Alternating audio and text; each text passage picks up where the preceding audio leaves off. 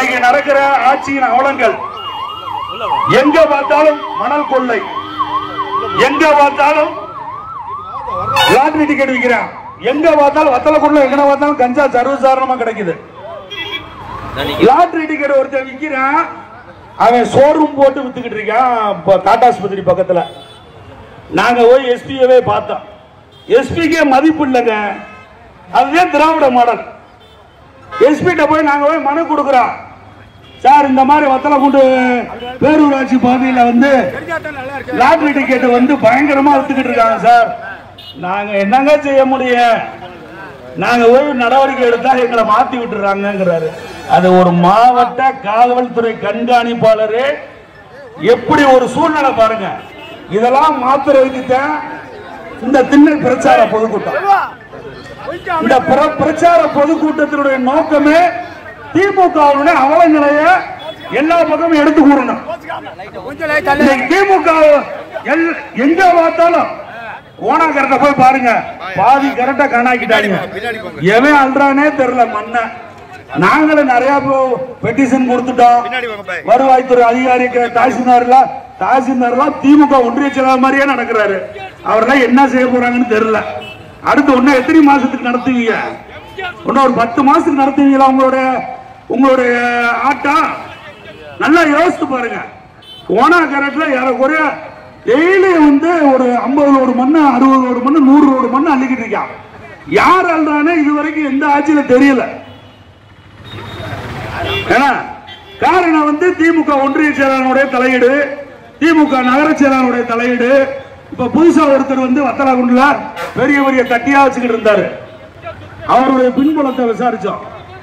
என்னடானா அவன் வந்து தூத்துக்குடிக்கு வந்து இங்க இருந்து விராலிப்பட்டியில இருந்து செலவு கல்லு கொண்டு போறான்.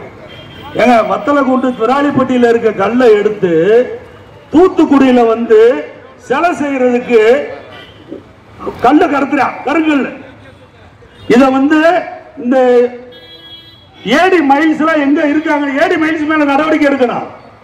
ஏடி மைல்ஸ் என்ன செய்யறாருன்னு தெரியல. ஏன்னா ஏடி மைல்ஸ் வந்து உடந்த இதுக்கு கல்லு கடத்துறதுக்கு, கல்லு குவாரியில ஊர அந்த கல்லை ஏன் கடத்துறாங்கன்னா இங்க இருந்து கல்லை எடுத்துட்டு போய் தூத்துக்குடியில சிலை செய்யறாங்க. இது எங்க வழிய போகுது? விருவீட்டு வழிய திமுகவுடைய முக்கிய பிரமுகர் அதுல தலையிட்டு இருக்காரு.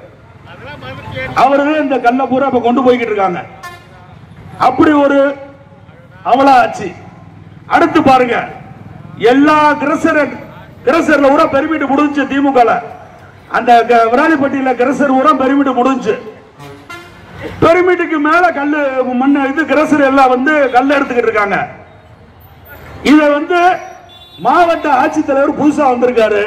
தயவுசெய்து இந்த உளவுத்துறையில் இருக்கவங்க எல்லாம் நோட் பண்ணிக்க.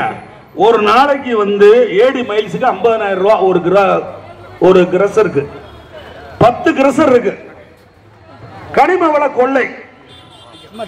இந்த ஒரு நாளைக்கு வந்து ஏடி மைல்ஸுக்கு வந்து நாங்க வந்து என்ன நடக்குதுன்னு கேட்கிறோம். கேட்டா அந்த ஏடி மைல்ஸ் வாங்குறாருங்க, எங்களுக்கு அதுக்கு சம்பந்தம் இல்லைங்கிறாங்க. அதாவது பெருமிட்டு முடிஞ்ச குவாரியில கல்ல எடுத்துக்கிட்டு இருக்காங்க. கவர்மெண்ட் கொடுத்த அளவுக்கு மீறி கல்ல எடுத்துக்கிட்டு இருக்காங்க. இதனுடைய விளைவு என்ன ஆகும்னா, மேல குடைக்கானுங்க, கீழே கல்ல தோண்டி தோண்டி எடுத்துக்கிட்டே இருந்தாங்கன்னா அது பொதுமக்கள் வாழ தகுதி இல்லாத இடமாய் போயிடும் விராலிப்பட்டி. அந்த அளவுக்கு மோசமா கல்லு வெட்டுறாங்க. ஒரு நாளைக்கு 200 ரோடு 300 ரோடு கல்ல எடுத்து கேரளா கொண்டு போறான். இதற்கு யாரு விடணும்னா திமுகவுடைய முக்கிய புள்ளி. திமுகவுடைய முக்கிய புள்ளிதான் இந்த கல்லவே கேரளா கொண்டு போறாரு. இத என்ன நடவடிக்கை எடுத்தீங்க திமுக இந்த மாவட்ட ஆட்சித்தலைவர், இந்த மாவட்ட கண்காணிப்பாளர், இந்த கனிம வள கொள்ளைக்கு என்ன பதில் சொல்ல போறீங்க?